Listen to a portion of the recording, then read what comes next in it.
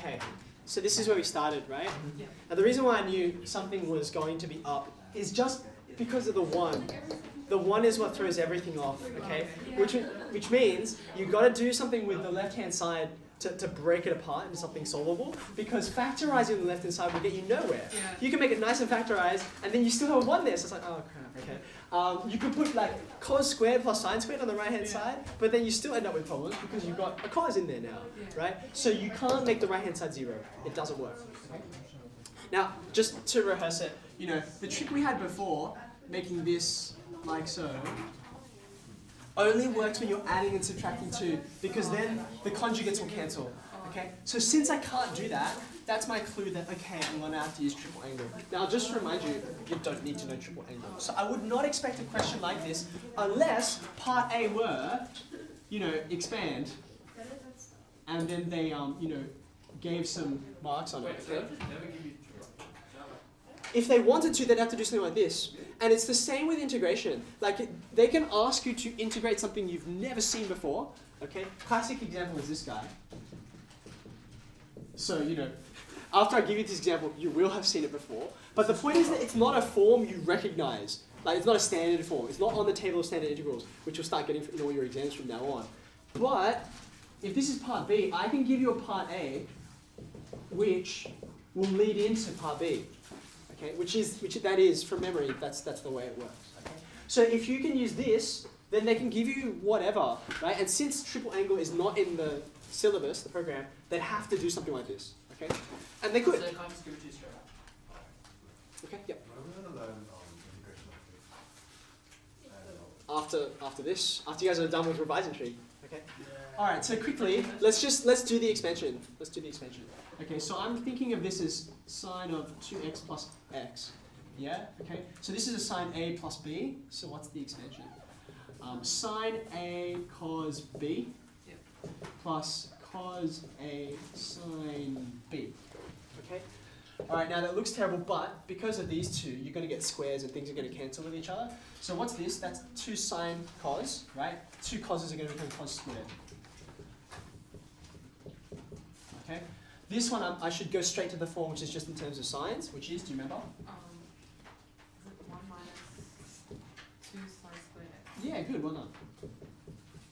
Okay. Now I could expand that all out, but since I see a common factor of sine, this will make things a little easier for me.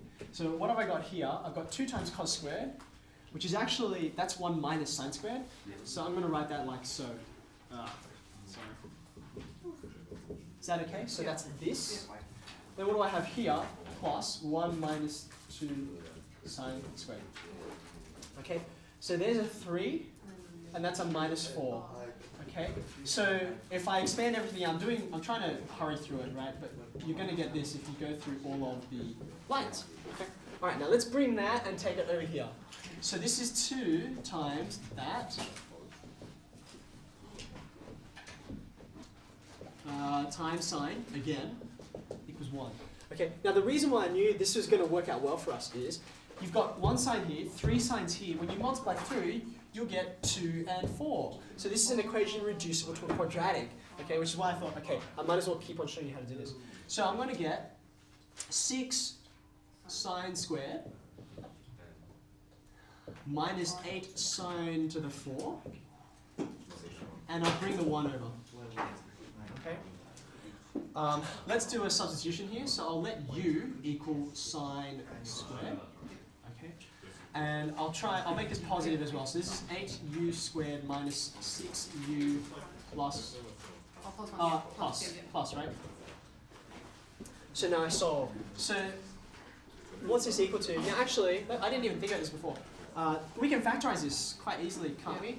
A pair of numbers that multiply to positive 8 and multiply minus 6. Minus 4 minus 2, that should work. So this is 8u minus 4, 8u minus 2 divided by 8. Okay, so 4 will go through here and 2 will go through here. So this will become, sorry, that's a 2. 2u minus 1, I divided that by 4. I'll divide this by, divide this by 2 now. Okay, there we go, right? So u is equal to A half and a quarter. a half or a quarter, but u is sine squared. Okay, yep. right? Okay. So what that's going to mean is, when I take square roots of both sides, I'm going to get positives and negatives. So you're going to get plus or minus 1 on Root 2. root 2, or, sorry, plus or minus, good.